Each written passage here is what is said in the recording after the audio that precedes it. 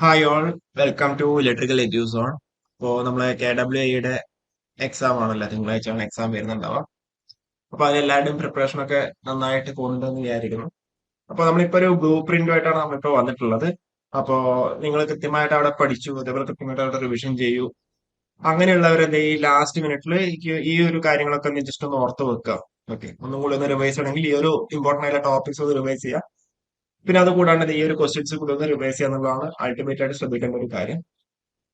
എപ്പോഴും പറയുന്ന പോലെ ഇതിൽ നിന്ന് കൂടുതൽ ക്വസ്റ്റ്യൻസ് വരാം, ചിലപ്പോൾ വരാതിരിക്കാം. ജസ്റ്റ് ഇതെന്താ പറയുക, ഒരു അനാലിസിസ് ആണ് അല്ലെങ്കിൽ ഒരു പ്രഡിക്ഷൻ ആണെന്ന് മാത്രമേ പറയാൻ വേണ്ടി പറ്റുള്ളൂ. അതേപോലെ കുറച്ചെങ്കിലും നോക്കിയിട്ടുണ്ട്, അല്ലെങ്കിൽ കുറച്ചേ നോക്കിയിട്ടുള്ളൂ. അപ്പൊ അങ്ങനെയുള്ളവർ എന്ത് ചെയ്യാം, ജസ്റ്റ് ഇതിൽ പറഞ്ഞുള്ള ടോപ്പിക്സ് നിർബന്ധമായിട്ട് നോക്കിയിട്ടുണ്ട് എക്സാമിന് പോവാം. ഇത് കുറെ ക്വസ്റ്റ്യൻ പേപ്പർ അനാലിസിസ് ചെയ്തിട്ട് ഇമ്പോർട്ടന്റ് എന്നുള്ള രീതിയിൽ മാർക്ക് ചെയ്തതാണ്. അപ്പോ വേണമെങ്കിൽ എന്തെങ്കിലും ക്വസ്റ്റ്യൻസ് വരാം, അല്ലാന്നുണ്ടെങ്കിൽ ക്വസ്റ്റ്യൻസ് വരാതിരിക്കാം. Okay, depends. കാരണം വെച്ചാൽ ക്വസ്റ്റ്യൻ ഇടുന്നത് കേരള PSC എക്സ്പേർട്സ് ആണ്, അപ്പൊ നമുക്ക് അറിയുന്നുണ്ടാവില്ല. അപ്പൊ നമുക്ക് അതിലേക്ക് ഡീറ്റെയിൽ ആയിട്ട് വരാം. ഓക്കെ, കുറച്ചധികം ക്വസ്റ്റ്യൻസ് എല്ലാം ഇതിൽ ആഡ് ആക്കിയിട്ടുണ്ട്. അപ്പൊ ഇതിലിപ്പം സർക്യൂട്ട്സിന്റെ കാര്യം പറയുകയാണെന്നുണ്ടെങ്കിൽ മൊഡ്യൂൾ 1 സർക്യൂട്ട്സ് വരികയാണെന്നുണ്ടെങ്കിൽ തിയറംസ് എന്തായാലും ക്വസ്റ്റ്യൻ ഷുവർ ആണ്. ഓക്കെ, പിന്നെ ഏറ്റവും ബേസിക് ആയിട്ടുള്ള റെസിസ്റ്ററിന്റെ കോമ്പിനേഷൻ അല്ലെങ്കിൽ ഒരു വോൾട്ടേജ് കണ്ടുപിടിക്കാൻ അങ്ങനെ ഒരു ക്വസ്റ്റ്യൻ ഷുവർ ആണ്. പിന്നെ RLC സർക്യൂട്ട്സിന്റെ ക്വസ്റ്റ്യൻസ് വരാം, റെസൊണൻസിന്റെ ബേസ് ചെയ്തിട്ടുള്ള ക്വസ്റ്റ്യൻ വരാം. പിന്നെ നമ്മൾ വേവ് ഫോമിന് ഫോം ഫാക്ടർ അല്ലെങ്കിൽ RMS വാല്യൂ അല്ലെങ്കിൽ ആവറേജ് വാല്യൂ കണ്ടുപിടിക്കാനുള്ള ക്വസ്റ്റ്യൻസ് വരാം. ഓക്കെ, അപ്പൊ ഇതല്ലാതെ ഇമ്പോർട്ടന്റ് കാര്യങ്ങളുണ്ട്. പക്ഷെ ഈ ഒരു ഏരിയാസ് എന്ത് ചെയ്യാം, കഴിഞ്ഞ കുറച്ച് നാളുകളിലെ ബിടെക് ലെവൽ എക്സാംസ് നോക്കുമ്പോൾ ഒരു 10 തൊട്ട് 12 ക്വസ്റ്റ്യൻസ് വരെ ഈ ഒരു ഏരിയന്ന് വന്നിട്ടുണ്ട്. ഇപ്പൊ ട്രാൻസ്ഫോമേഴ്സ് നോക്കുകയാണെന്നുണ്ടെങ്കിൽ അവിടെ എഫിഷ്യൻസി, ലോസസ്, വോൾട്ടേജ് റെഗുലേഷൻ, അതുപോലെ ഹാർമോണിക്സിനെ ബേസ് ചെയ്തിട്ട്, അതുപോലെ ടൈപ്സ് ഓഫ് വൈൻഡിങ്ങിനെ ബേസ് ചെയ്തിട്ട്, അതുപോലെ ഇക്വലന്റ് സർക്യൂട്ടിനൊക്കെയാണ് കൂടുതലും ക്വസ്റ്റ്യൻസ് വന്നിട്ടുള്ളത്. 7 to 9 ക്വസ്റ്റ്യൻസ്. DC മെഷീൻസ് എന്നാണെങ്കിലോ സ്പീഡ് റിലേറ്റഡ്, ടോർക്കിന്റെ, കമ്മ്യൂട്ടേഷൻ റിലേറ്റഡ്, പിന്നെ ലോസസും പിന്നെ ടെസ്റ്റും 6 to 8 ക്വസ്റ്റ്യൻസ് അവിടുന്ന് വന്നിട്ടുണ്ട്. അതിന് മെയിനായിട്ട് ഹോപ്കിൻസൺസും റിട്ടാർഡേഷൻ ടെസ്റ്റും ബേസ് ചെയ്തിട്ട്. പിന്നെ ഇൻഡക്ഷൻ മോട്ടോഴ്സിന്റെ കേസിലാണെങ്കിൽ സ്ലിപ്പിന് റിലേറ്റഡ്, ടോർക്ക് സ്പീഡ് റിലേഷനെ ബേസ് ചെയ്തിട്ടുള്ള ക്വസ്റ്റ്യൻസ്, പിന്നെ സ്റ്റാർട്ടിംഗ് മെത്തേഡ്സിനെ ബേസ് ചെയ്തിട്ട്, റോട്ടർ റെസിസ്റ്റൻസിനെ ബേസ് ചെയ്തിട്ടാണ് 6 to 8 ക്വസ്റ്റ്യൻസ് വന്നിട്ടുള്ളത്. പിന്നെ നമ്മൾ സിംഗ്രണസ് മെഷീൻസിലേക്ക് വരുമ്പോൾ voltage regulation sure question, parallel operation, പിന്നെ പിച്ച് ഫാക്ടർ, പിന്നെ പിച്ച് ആംഗിൾ, എക്സൈറ്റേഷൻ ബേസ് ചെയ്തിട്ട് ഒരു 5 to 7 ക്വസ്റ്റ്യൻസ്. പിന്നെ പവർ സിസ്റ്റം എന്നാണെന്നുണ്ടെങ്കിൽ ഫോൾട്ട് ഒരു ക്വസ്റ്റ്യൻ, പെർ യൂണിറ്റിന് ബേസ് ചെയ്തിട്ടുള്ള ക്വസ്റ്റ്യൻ. പിന്നെ ട്രാൻസ്മിഷൻ, ആ ഒരു ട്രാൻസ്മിഷൻ എന്താണ് എന്നുള്ള രീതിയിൽ, അതായത് ട്രാൻസ്മിഷൻ അതിന്റെ ക്ലാസിഫിക്കേഷൻ ഒക്കെ ബേസ് ചെയ്തുള്ള ഒരു ക്വസ്റ്റ്യൻ. പിന്നെ ഇൻസുലേറ്റേഴ്സ് എന്നുള്ള ക്വസ്റ്റ്യൻ, കൊറോണ, സ്ട്രിങ് എഫിഷ്യൻസി എന്നൊക്കെ അധികം ക്വസ്റ്റ്യൻസ് കാണാറുണ്ട്. 8 to 10 ക്വസ്റ്റ്യൻസ് വന്നിട്ടുണ്ട്.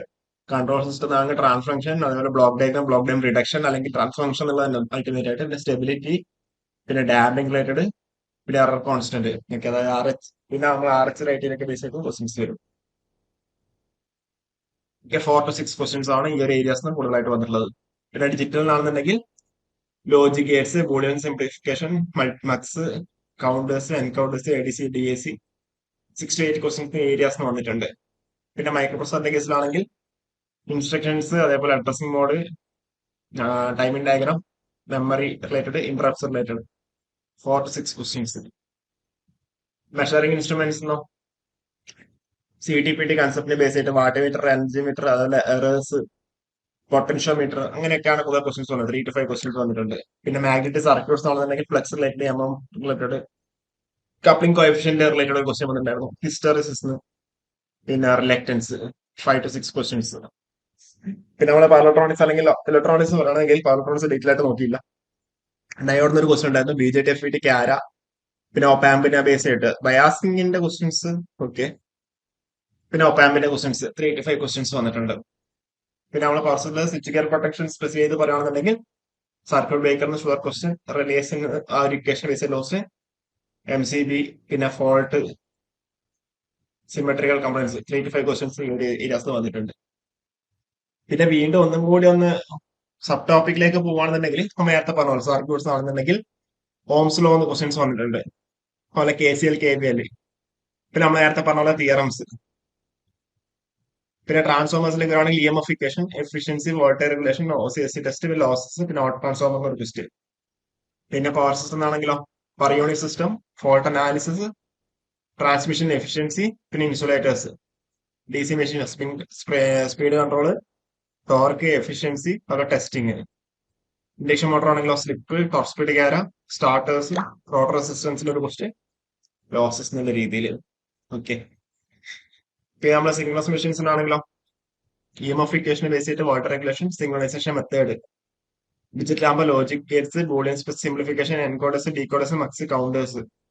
കൺട്രോൾ സിസ്റ്റം ആണെങ്കിൽ block reduction, transformation, stability, error constant.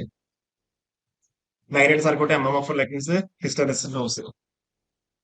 പിന്നെ memory map, memory addressing modes, കാര്യങ്ങൾ, ഫ്ലാഗ്സ്, ഇൻസ്ട്രക്ഷൻ സെറ്റ്.